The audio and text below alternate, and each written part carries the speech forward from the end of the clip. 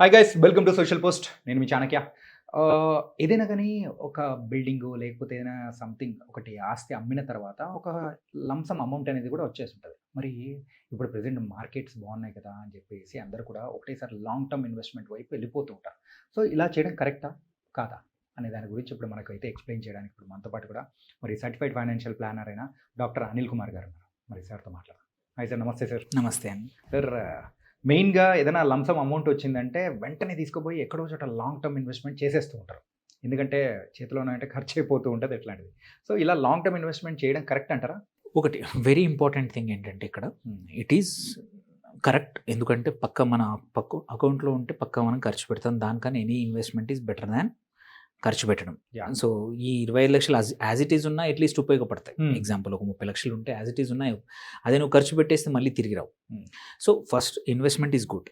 So, long term ఇన్వెస్ట్‌మెంట్‌కి ఒకేసారి పెద్ద అమౌంట్ పెట్టచ్చా? లంసమ్ పెట్టచ్చా? లేదా? అనే క్వెషన్‌కి మాత్రం 2 థింగ్స్ ఉన్నాయి. ఒకటి ఈ క్వెషన్‌లో ఒకటి స్టాక్సా? మ్యూచువల్ ఫండా? సపోజ్ హ్మ్. స్టాక్స్ అనుకుందాం. స్టాక్స్ అనుకుంటే జనరల్‌గా లాంగ్ టర్మ్‌కి పెట్టినప్పుడు ఒకేసారి పెట్టొచ్చా అంటే ప్రాబబ్లీ ఒక స్టాగర్డ్‌గా పెట్టుకోవడం బెటర్. హ్మ్. బికాజ్ మార్కెట్ పరిస్థితులు ఎలా ఉన్నాయో తెలీదు. పెట్టుకున్నప్పుడు కూడా portfolio building is very important. చాలామంది చేసే తప్పేంటంటే ఒక 3 స్టాక్స్‌లో పెట్టేసేసుకొని మర్చిపోవడం కానీ, hmm. Or too much diversification. Suppose hmm. 25 ఉంటే 25 స్టాక్స్‌లో పెట్టేస్తారు lakh. Irrespective of whatever happens. So, either way is a dangerous thing.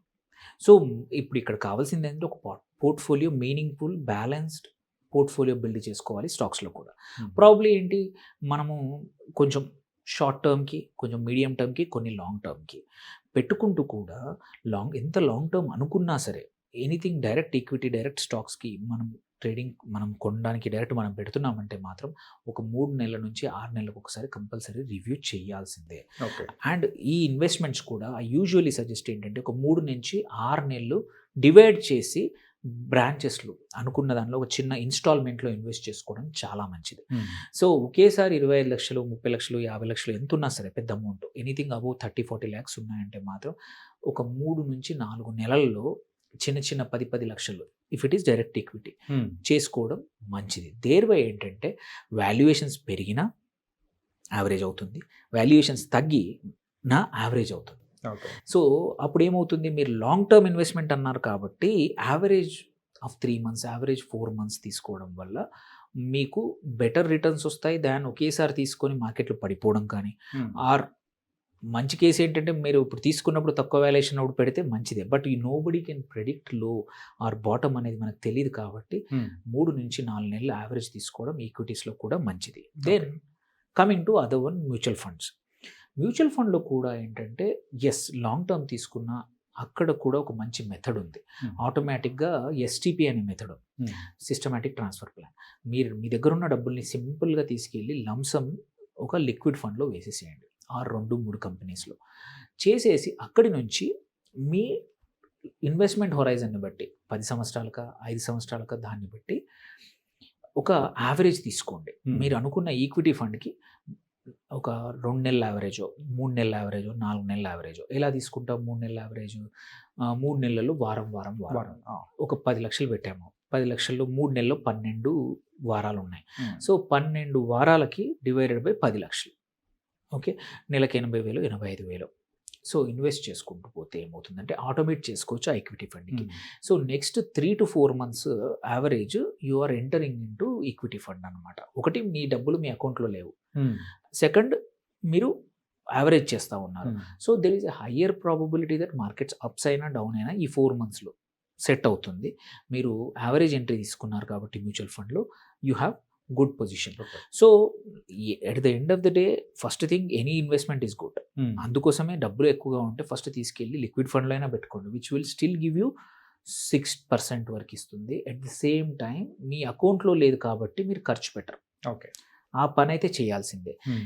Then ఇది ఈక్విటీలో ఎట్లా చేస్తామంటే వెరీ సింపుల్ మీ డీమ్యాట్ అకౌంట్‌లోకి ట్రాన్స్‌ఫర్ చేసుకొని లిక్విడ్ బీస్ లాంటి ఉన్నాయి చాలా. హ్మ్. ఈటీఎఫ్స్ అంటే లిక్విడ్ ఈటీఎఫ్స్ అందులో ఇన్వెస్ట్ చేసేసుకోండి. అందులో లిక్విడ్ కొనేసేసేసేయండి. దేర్‌బై మీ దగ్గర డబ్బులు అకౌంట్‌లో ఉండవు. హ్మ్. అక్కడి నుంచి అవసరం వచ్చినప్పుడల్లా వీటిని అమ్మేసి మీకు కావాల్సిన స్టాక్స్‌లో ఇన్వెస్ట్ చేసుకునే ఆప్షన్ ఈవెన్ ఈక్విటీస్‌లో కూడా ఉంది. ఓకే. సో, ఎందుకంటే లిక్విడ్ బీస్ అంటాము. అవును. చాలా రకాల లిక్విడ్ ఫండ్స్ ఉన్నాయి, ఏది ఈక్విటీలో కూడా. వాటిల్లో చేసేసుకోవచ్చు. 40 లక్షలు, 50 లక్షలు, ₹1,00,00,000 అయినా సరే పెట్టేసుకుంటే అది రిటర్న్స్ ఎంత ఇస్తాయంటే ఎఫ్‌డి రిటర్న్స్ ఇస్తాయి.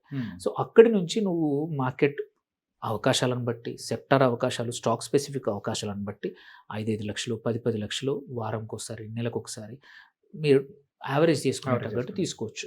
సో ఈ 2 మెథడ్‌లో చేస్తే ఏంటంటే మీకు ఎంత లంసం ఉన్నా మీ దగ్గర, మీరు అనుకున్న మెథడ్‌లో ఇట్లాంటి యావరేజ్ అవుట్ తీసుకోవడం అనేది చాలా ఇంపార్టెంట్. అంటిల్ అండ్ అన్లెస్ అబ్సల్యూట్‌గా మార్కెట్ నెగెటివ్‌గా ఉంది అండ్ మీకు తెలుసు ఇది ఇంతకన్నా లోవర్ వెళ్ళకపోవచ్చు అండ్ అబ్సల్యూట్‌గా మీది లాంగ్ టర్మ్ వ్యూ ఉంది. Yeah. అప్పుడు కూడా ఏమైనా తీసుకోవచ్చు. Either way these are the exceptions. ఇవి లేకపోతే మిగిలిన నేను చెప్పిన పద్ధతిలో మీరు liquid fund plus combination of instalment చేసుకోవడం మంచిది. ఆర్ టోటల్లీ 20 ఏళ్ల వరకు నీకు డబ్బులు అవసరం లేదు, ఇది పక్కా దెన్ జస్ట్ బ్లైండ్‌గా ఇప్పుడు కూడా పెట్టొచ్చండి. You don't need to worry because అది లాంగర్ టర్మ్ అట్లా. సో ఇది చేస్తే చాలండి. Investors will be very happy. Even ఈ టైంలో కూడా లంసం చెయ్యొచ్చు. ఎందుకంటే పీక్స్‌లో ఉన్నప్పుడు కూడా చేసిన ఫండ్ మేనేజర్, అటు మ్యూచువల్ ఫండ్ మేనేజర్ మేనేజ్ చేస్తూ ఉంటాడు, ఇటు మన పోర్ట్ఫోలియో కూడా మనం ఫ్రీక్వెంట్‌గా చేంజ్ చేస్తూ ఉంటాం కాబట్టి పీక్ వాల్యుయేషన్స్ ఎంట్రీ అయినా సరే లాంగ్ టర్మ్‌కి మనం అనుకున్న రిటర్న్స్ వస్తాయన్నమాట. ఒక ఫైనాన్షియల్ ప్లానర్‌గా మీరైతే పర్ఫెక్ట్ థింగ్ అనేది కూడా చాలా చక్కగా చెప్పారు sir. So thank you so much. Thank you.